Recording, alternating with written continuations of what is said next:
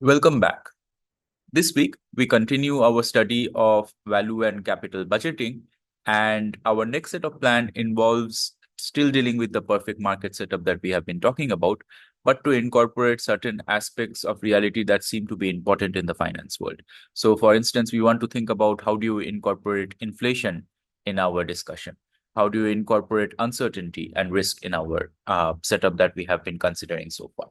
So before we get into those things, let's take a small detour to understand one important aspect of the fixed income instruments that we have been dealing with, especially when you have got different payments at different points in time.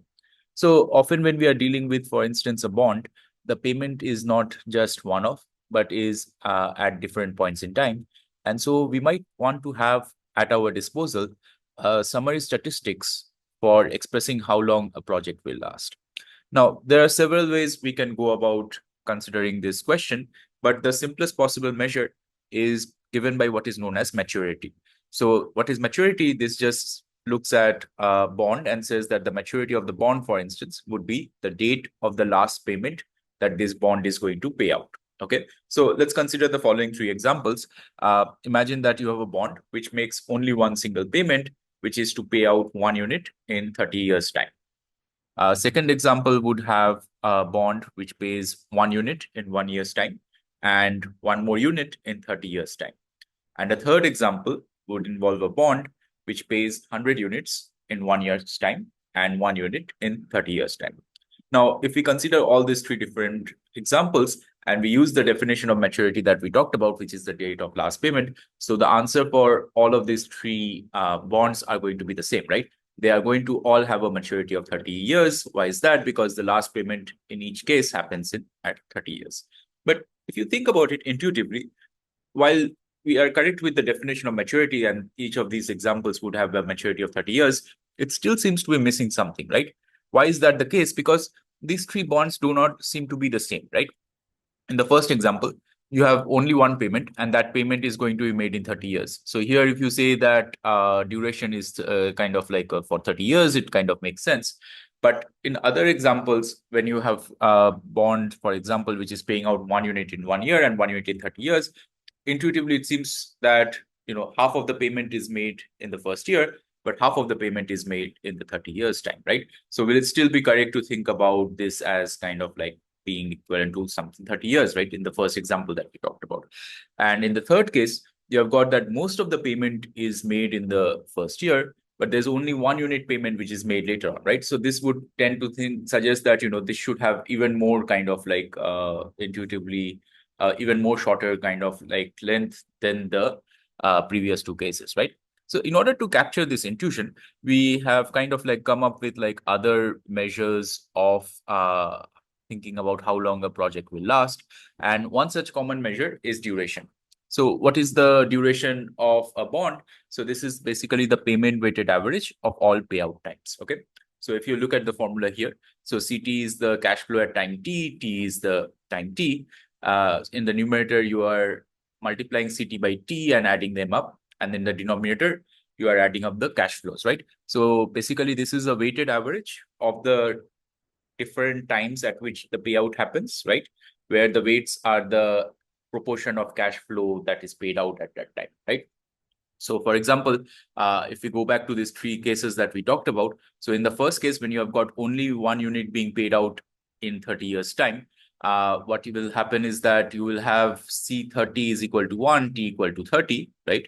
And there won't be any other terms. And in the denominator, again, you have got C30 is equal to 30. So then you end up with the case that C30 is equal to 1, sorry. And then again, so you have the case that therefore the duration of this first example that we kind of studied, this first bond is equal to still 30 years, okay?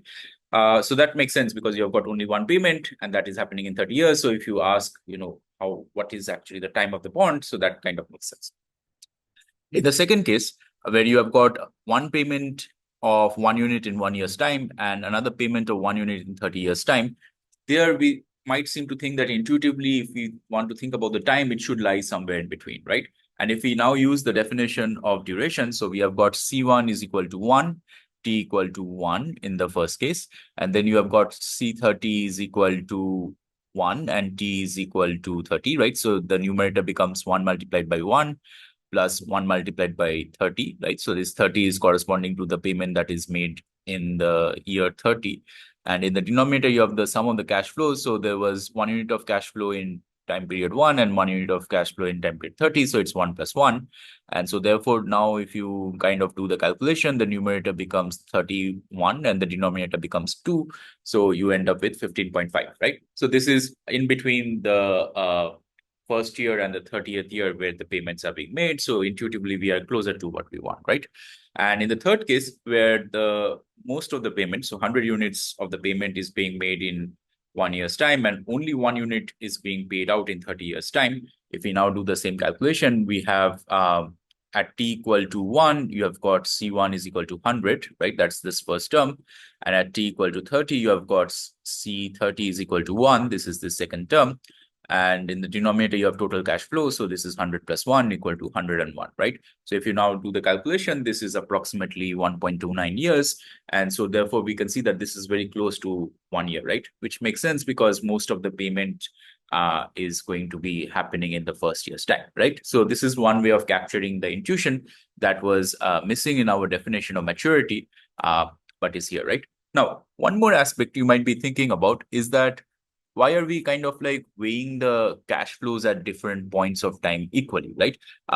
Because intuitively from our discussion so far, another consideration might be that what the payments in the future should be weighed less because they are worth less compared to payments that are happening more to the closer to the present time, right?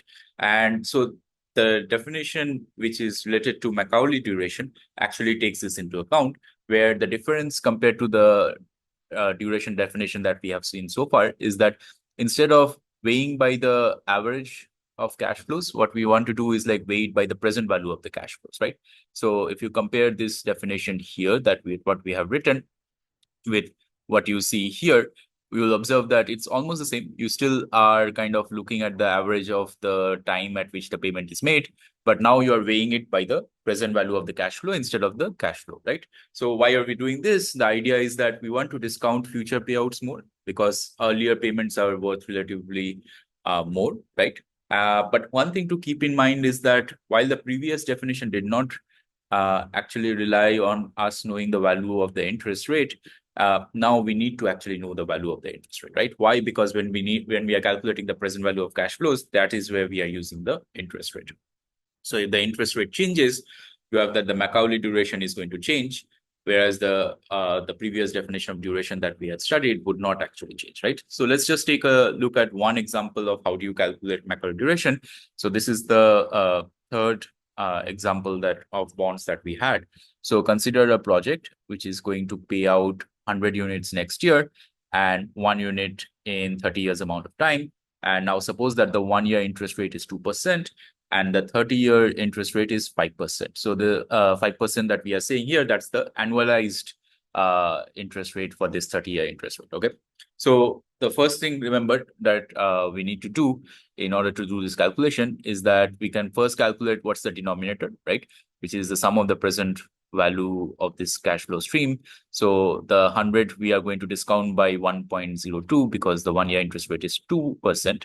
And the 30-year payment, which is going to be 1 unit, we are going to discount by factor of this 1.05 to the power 30, right? Why are we doing 1.05 to the power 30? Because remember, this 5% is the annualized interest rate for this 30-year interest rate, okay? So now if we do the calculation, this is going to be approximately equal to 98.27. And in the numerator, we are going to have for t equal to 1, the present value, which is of this 100 units of payment. So this is going to be 100 divided by 1.02, which is approximately 98.04. And for the 30th, t equal to 30, we are going to have the present value of 1, which is coming at that point. So this is 1 divided by 1.05 to the power 30. Okay. So this is equal to 0.23.